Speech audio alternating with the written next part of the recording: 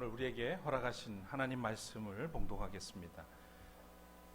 구약 시편 57편 7절에서 11절, 에베소서 5장 8절에서 14절 말씀입니다. 먼저 시편 57편 7절부터 11절까지의 말씀입니다. 하나님, 나는 내 마음을 정했습니다. 나는 내 마음을 확실히 정했습니다. 내가 가락에 맞추어 노래를 부르겠습니다. 내 영혼아 깨어나라. 검은 고야 수구마 깨어나라. 내가 새벽을 깨우련다. 주님, 내가 만민 가운데서 주님께 감사를 드리며 문나라 가운데서 노래를 불러 주님을 찬양하렵니다. 주님의 한결같은 그 사랑 너무 높아서 하늘에 이르고 주님의 진실하심 구름에까지 닿습니다. 하나님, 주님은 하늘 높이 높임을 받으시고 주님의 영광은 온 땅 위에 떨치십시오. 에베소서 5장 8절에서 14절입니다. 여러분이 전에는 어둠이었으나 지금은 주님 안에서 빛입니다. 빛의 자녀답게 사십시오. 빛의 열매는 모든 선과 의와 진실에 있습니다. 주님께서 기뻐하시는 일이 무엇인지를 분별하십시오. 여러분은 열매 없는 어둠의 일에 끼어들지 말고 오히려 그것을 폭로하십시오. 그들이 몰래 하는 일들은 말하기조차 부끄러운 것들입니다. 빛이 폭로하면 모든 것이 드러나게 됩니다. 드러나는 것은 다 빛입니다. 그러므로 잠자는 사람아 일어나라. 죽은 사람 가운데서 일어서라. 그리스도께서 너를 환히 비추어 주실 것이다 하는 말씀이 있습니다. 이는 하나님의 말씀입니다.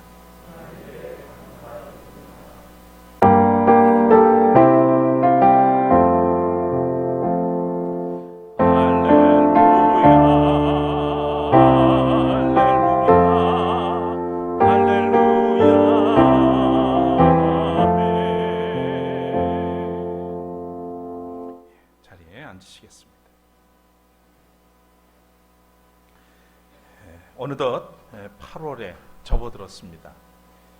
우리는 지금 폭염에 시달리고 또 여전히 감염병에 시달리고 있습니다. 요즘 많이 지치고 그리고 또 힘드시죠. 목회자로서 요즘 어떻게 사람들을 위로하고 격려해야 할지 버거울 때가 참 많습니다. 언어라고 하는 이 그릇에 담아드리기에는 너무 부족함을 느끼기 때문입니다. 그럼에도 오늘 주님을 의지해서 이 아침에 예배 자리로 나오신 여러분에게 우리 주님의 평강이 가득하기를 빌며 축복합니다. 요즘 우리를 지치게 하는 것은 더위나 물가 상승으로 인한 생활 경제의 위기만이 아닙니다. 우리를 더욱 어둡고 무기력하게 하는 것은 국민에 대한 기만적인 행위를 일삼는 정치인들이 아닌가 싶습니다. 국민에게 희망을 주고 나라의 미래와 국민을 위해 일하라고 그들에게 권한을 줬지만 일은 하지 않고 자신의 밥그릇과 지인들의 밥그릇을 챙기느라 여념이 없습니다. 국민에 대한 무례함의 극치가 아닐 수 없죠. 한 인간으로서 존엄이 짓밟히고 있다는 느낌을 지울 수가 없습니다. 본래 무능한데 어쩌다가 높은 자리에 앉아서 탁월한 역량을 요구받게 되면 사람이 여러분 어떻게 됩니까? 과부하가 걸려서 불필요한 화를 내거나 자꾸만 회피를 하게 됩니다. 취임한 지 석 달이 채 되지 않았음에도 국민으로부터 24%밖에 지지를 받지 못하는 이상한 나라의 한심한 대통령 이야기입니다. 그를 지지한 사람들은 사람에게 충성하지 않고 조직에 충성한다는 말에 속아서 마치 대통령을 만들어주면 국민을 위해 충성할 것이라는 착각을 했던 모양입니다. 지금의 상황은 대통령이 나라와 국민을 걱정하는 것이 아니라 대다수 국민이 대통령과 정부, 국회를 걱정하고 있습니다. 우리는 20대 대선을 치르고도 지금 나라의 지도자 공백 상태를 경험하고 있는 듯합니다. 지금 또 이 나라의 교회들은 어떻습니까? 교회는 빛을 잃었고 맛도 잃었고 멋도 잃어서 불의하고 거짓된 정권과 세상을 향해서 광야의 소리를 내지 못합니다. 더 이상 외치는 소리가 들리지 않습니다. 교회가 스스로 못하게 그렇게 만들어 놓았기 때문이죠. 지난 정권 시절에 광기 어린 독서를 뿜어내며 사회를 어지럽히던 그 목사들은 지금 다 어디에 있습니까? 순박한 교인들을 선동하고 가스라이팅해서 헌금을 가장한 돈을 착취한 악마의 앞잡이들은 어디로 지금 숨어 들었을까요? 정말 이상하리만큼 조용합니다. 오늘은 왜 이런 비정상적이고 비상식적인 일이 우리 안에서 버젓이 일어나고 있는 걸까? 혹 우리가 깨어있지 못한 까닭은 아닐까? 아니면 자기가 지은 성 안에서 깊은 잠에 빠진 탓일까? 생각해 보고 싶습니다. 여러분은 어떠십니까? 깨어있는 시민, 깨어있는 그리스도인이라고 자부하시는지요? 성서를 읽다 보면 깨다, 또 깨어나다, 일어나다 라고 하는 단어들을 종종 보게 됩니다. 잠에서 깨어나라, 술 취함에서 깨어라, 자리에서 일어나라, 이런 표현들을 종종 만나게 되죠. 성서에서의 잠은 대체로 크게 세 가지 정도로 구분됩니다. 첫 번째는 일상에서 생활 속에서 피곤해서 자연적으로 오는 잠, 헬라어로는 휘프노스라고 하는 단어를 썼습니다. 예수께서 제자들과 함께 산 위에 올라서 기도하던 중에 광채가 나는 그런 변화산의 기적을 경험하게 되죠. 그때 성서 누가는 이렇게 기록했습니다. 베드로와 그 일행은 잠을 이기지 못해서 졸다가 깨어나서 예수의 영광을 보고 또 그와 함께 서 있는 그 두 사람을 보았다. 여기서 베드로와 일행이 잠을 이기지 못했다라고 하는 이 대목에서 이 단어 휘프노스라고 하는 단어를 씁니다. 자연적으로 피곤해서 오는 잠이죠. 두 번째는 잠자다, 죽다라고 하는 동사형의 단어인데요. 헬라어 코이마오라고 하는 단어입니다. 예수님의 절친이었던 나사로가 큰 병에 걸렸다는 그의 누이 마르다로부터 예수님께서 소식을 듣습니다. 바로 가지 않았죠. 얼마 지나자 예수님께서 상상합니다. 지금쯤 나사로가 죽었을 거다라고 하는 생각, 그러면서 하신 말씀, 제자들을 부르면서 제자들과 함께 가자고 하시면서 하신 말씀입니다. 요한복음 11장 11절에 나오는데 우리 친구 나사로는 잠들었다. 내가 가서 그를 깨우겠다.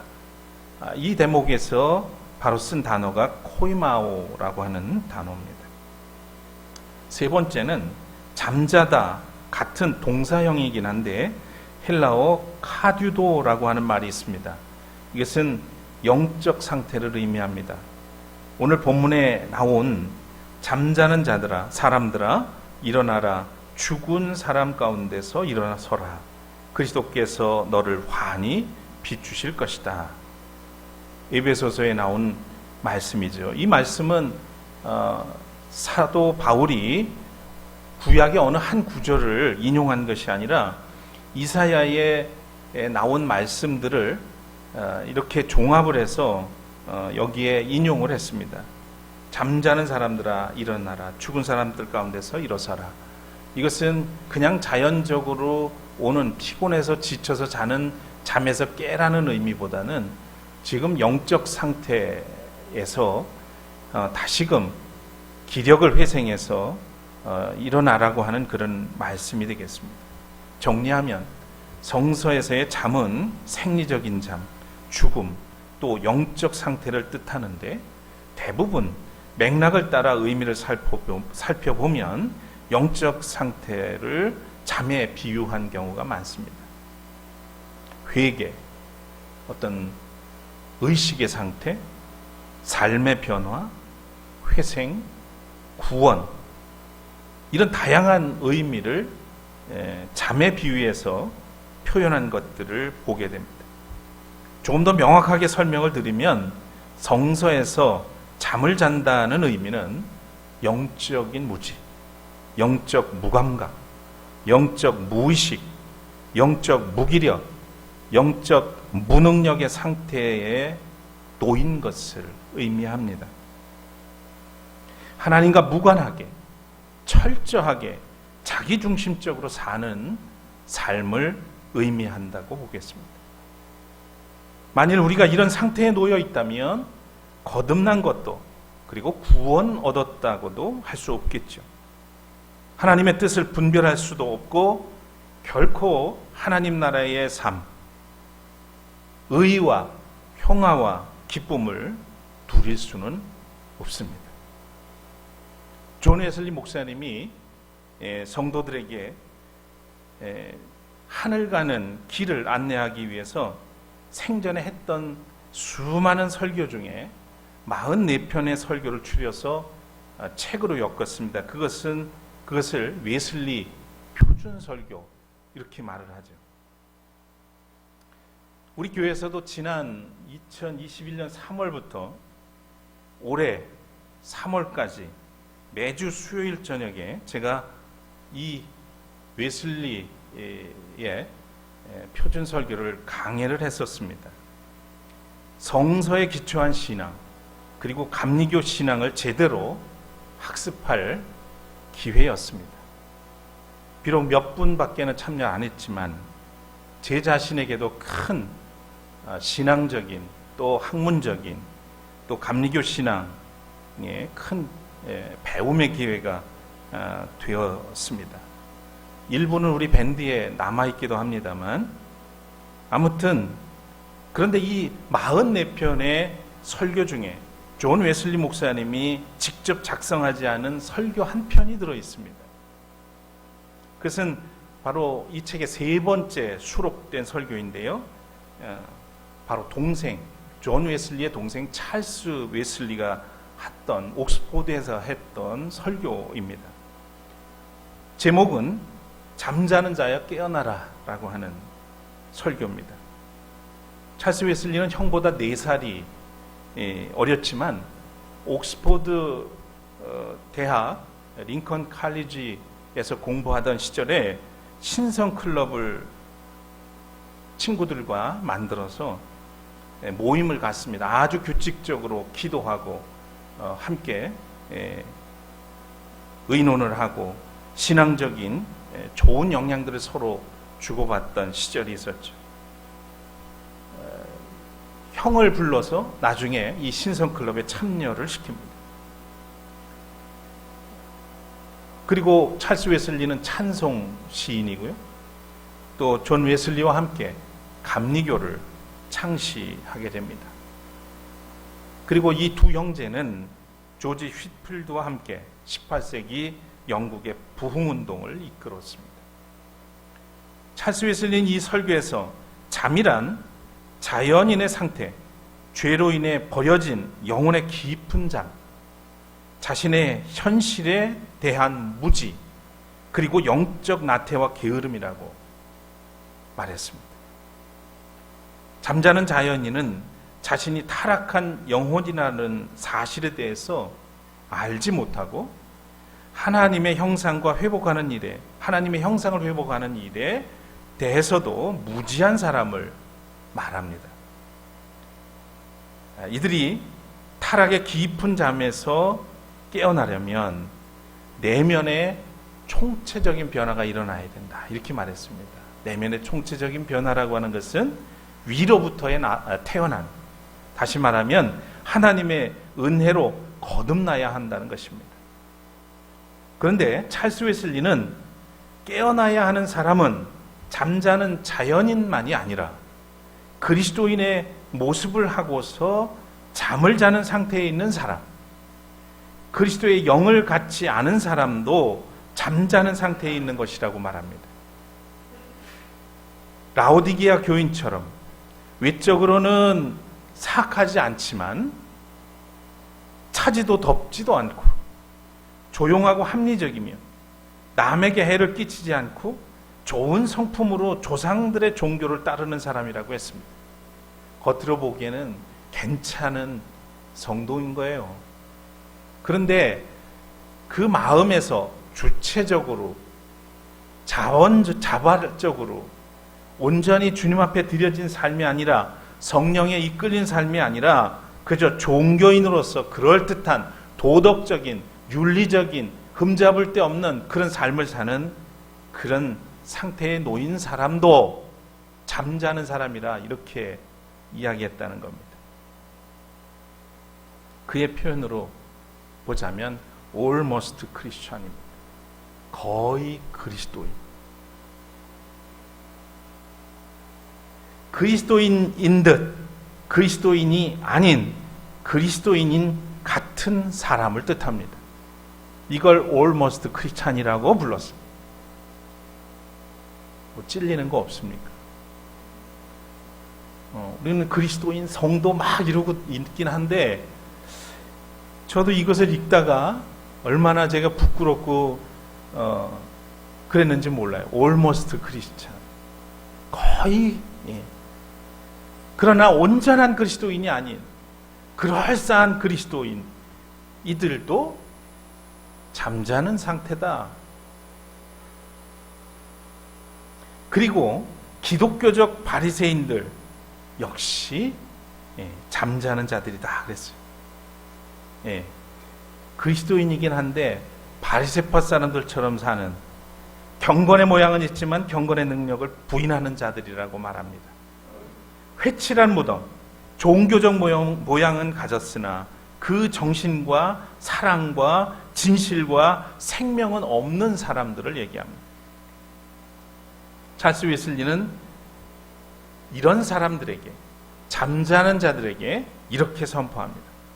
잠자는 자여, 깨어나 죽음으로부터 일어나십시오. 주님께서 지금 제 입을 통해 여러분을 부르고 계십니다.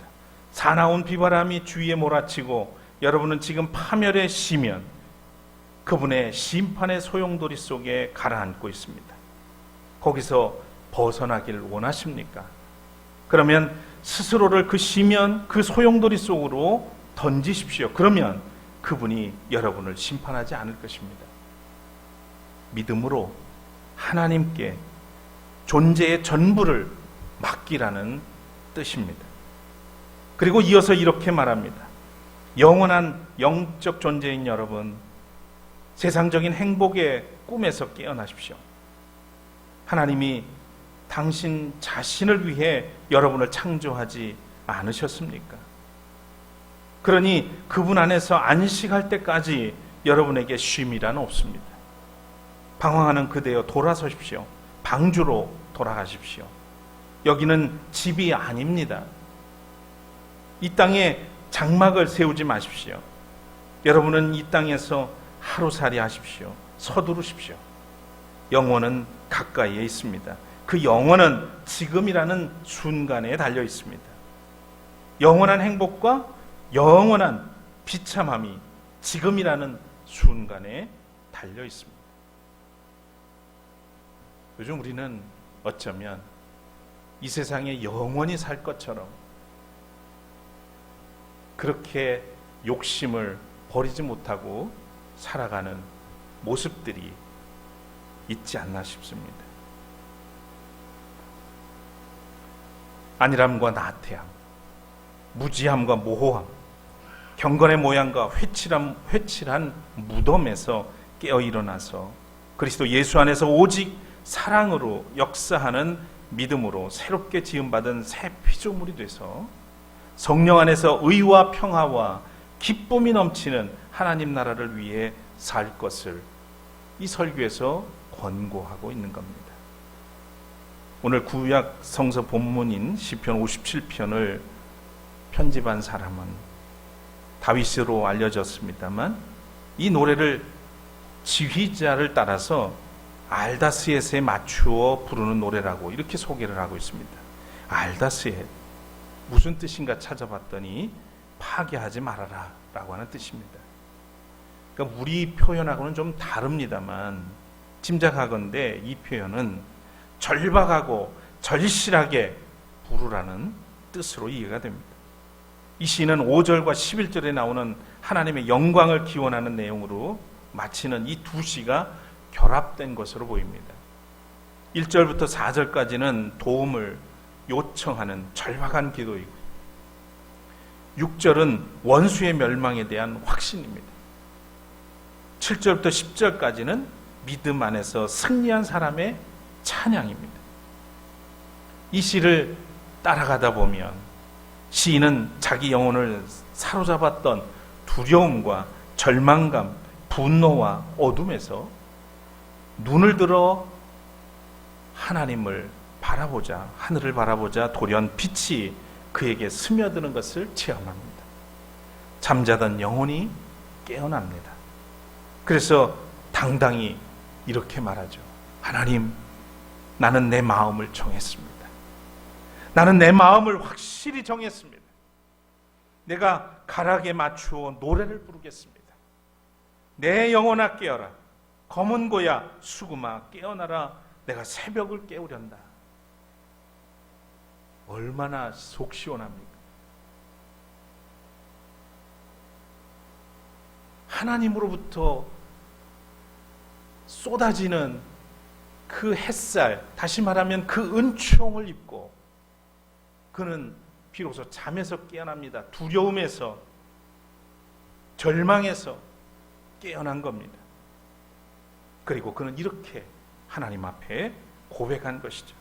마음을 확실히 정했다고 고백합니다. 마치 다니엘과 세 친구가 하나님께 뜻을 정한 것처럼 그는 죽으나 사나 주님만 의지하고 살기로 작정을 합니다. 바울 사도도 같은 고백을 한 적이 있죠. 빌립보서 1장 21절에 나에게는 사는 것이 그리스도이시니 죽는 것도 유익합니다. 영혼이 깨어난 사람들의 공통적인 고백이라 할 수 있겠습니다. 여러분, 이렇게 깨어난 사람은 포구에 들어와서 닻을 내린 배처럼 마음이 이제는 흔들리지 않습니다. 어떤 상황이 닥치더라도 태풍이 몰아쳐도 불안해하지 않습니다. 흔들리지 않습니다. 하나님의 마음으로 조율되었기 때문입니다. 그는 이제 무기력하게 부르짖는 사람이 아니라 노래하는 사람입니다. 모양은 버리고 능력이 삶을 이끌어갑니다. 그는 스스로 자기의 영혼을 일깨웁니다. 또다시 어둠이 몰려오고 고난과 시련이 닥쳐도 악기를 연주하며 노래를 부릅니다. 그는 더 이상 어둠에 매몰된 사람이 아니라 새벽을 흔들어 깨우는 새벽 같은 사람입니다. 새벽은 어둠과 밝음 사이의 시간이죠. 새벽은 하나님의 은총이 도래하는 시간입니다. 시편 30편 5절에 보면 하나님의 진노는 잠깐이요 그의 은총은 영원하니 밤새도록 눈물을 흘려도 새벽이 오면 기쁨이 넘친다. 여러분, 깨어난다는 것은 인생의 새벽을 맞이하는 것과 같습니다. 어떤 한 스승이 제자들에게 묻습니다. 너희들은 새벽이 왔다는 것을 언제 알 수 있느냐? 한 제자가 대답합니다. 저 밖에 서 있는 나무가 미루나무인지 버드나무인지를 구별할 수 있을 때입니다. 그러자 다른 제자가 또 손을 듭니다. 그게 아닙니다. 저 지나가는 것이 강아지인지 고양인지 구별할 수 있을 때입니다. 그러자 스승이 말합니다. 그게 아니지. 저 지나가는 사람이 형제로 보이고 형제로, 진심으로 형제로 받아들여질 때, 그때 비로소 새벽이니라. 한 사람에게 있어서, 여러분에게 있어서 새벽이 뭐겠습니까? 공통적인 부분도 있고 여러분 각자에게도 잠에서 깨어나서 새벽을 맞이한 오늘 시인처럼 우리에게는 서로 다를 수 있습니다. 나에게 새벽은 무엇일까? 내가 깨어난다는 것은 어디로부터 깨어나야 되는 것일까? 곰곰이 생각해보는 주일이 되었으면 합니다. 믿음의 사람은 막연히 좋은 날을 기다리는 사람이 아니라 새벽을 깨우는 사람이어야 합니다. 세상이 어두우면 등불 하나 밝혀서 어둠을 좀 내어 몰고, 세상이 혼탁하면 맑은 정신으로 세상을 정화하기 위해서 자신의 시간, 자신의 일부를 내어주는 사람입니다. 더 쉽게 표현하면 횡단보도를 건너는데 노인이나 장애인이 있으면 그저 아무 소리 않고 그와 함께 천천히 걸어주는 겁니다.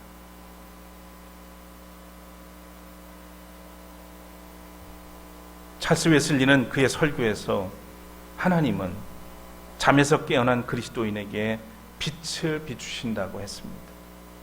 빛은 주님의 영광과 은총을 말합니다. 빛은 성령으로 인한 감격과 감동과 역사입니다. 사도 바울은 말합니다. 로마서 13장 11절에서 12절 말씀인데요. 잠에서 깨어나야 할 때가 벌써 되었습니다. 지금은 우리의 구원이 우리가 처음 믿을 때보다 더 가까워졌습니다. 밤이 깊고 낮이 가까이 왔습니다. 그러므로 우리는 어둠의 행실을 벗어버리고 빛의 갑옷을 입읍시다. 오늘 본문에는 어떻게 썼습니까? 여러분이 전에는 어둠이었으나 지금은 주님 안에서 빛입니다. 빛의 자녀답게 사십시오. 빛의 열매는 모든 선과 의와 진실에 있습니다. 잠자는 사람아 일어나라, 죽은 사람 가운데서 일어서라. 그리스도께서 너를 훤히 비추어 주실 것이다. 14절 말씀입니다. 사랑하는 교우 여러분, 여러분은 잠에서 깨어나셨습니까? 죄와 허물, 욕망의 깊은 잠에서, 타락한 영혼의 깊은 잠에서 일어나셨습니까? 회칠한 무덤에서 벗어나셨습니까? 무덤에 장사되었던 나사로는 나사로야 나오너라 부르시는 주님의 음성을 듣고 일어나서 무덤 밖으로 걸어 나왔습니다. 그리고 부활의 기쁨을 누렸습니다. 회당장의 죽은 딸에게 주님은 달리다 쿰, 소녀야 내가 네게 말한다, 일어나거라. 그 말씀을 듣고 소녀가 일어나 걸어 다녔다고 성경은 말합니다. 여러분도 오늘 깨어나라, 일어나라 하시는 주님의 음성이 들리십니까? 우리는 깨어나야 하겠습니다. 영적 무지, 영적 무감각, 영적 무의식, 영적 무기력, 영적 무능력에서 깨어납시다. 우리가 잠에서 깨어날 때 비로소 나의 실체를 보게 될 것입니다. 그리고 은총이에 비치신 주님을 볼 수 있습니다. 깨어나야 거짓과 진리를 분별할 수가 있습니다. 하나님이 하신 일을 기억하고 진리를 따를 때 사랑으로 세상을 변화시킬 소망을 얻게 됩니다. 깨어 일어나야 거짓과 불공정, 불의에 저항하고 스스로의 존엄을 지킬 수가 있습니다. 깨어나야 그리스도 안에서 역사의 주체로 하나님 나라의 일꾼으로 살게 됩니다. 이제 무기력한 깊은 잠에서 깨어나서 빛의 자녀로 하나님의 역사와 하나님 나라를 위해서 쓰임받는 그리스도인들 되시기를 축복합니다. 마지막으로 고 노무현 대통령의 금언이 하나 있습니다. 민주주의 최후의 보루는 깨어있는 시민의 조직된 힘이다. 저는 이렇게 바꿔보겠습니다. 기독교 신앙의 최후의 보루는 깨어있는 그리스도인의 사랑의 힘입니다. 주님, 오늘 우리를 깨우셨습니다. 깊은 잠에서 일어나라 하시는 음성을 듣게 해주셨습니다. 우리가 깰 때임을, 이제는 일어날 때임을 깨닫게 하시고 일어나 성령을 따라 거룩한 행진을 하게 하여 주옵소서. 우리가 무너지고 영적 무감각, 무기력, 무능력의 상태에 있음에도 알지 못하고 깊은 잠에 들어 있지는 않는지 돌아보게 하시고 다시금 깨어나서 부활하신 주님과 함께 새롭게 살아가도록 이끌어 주시옵소서. 예수 그리스도 이름으로 기도합니다. 아멘.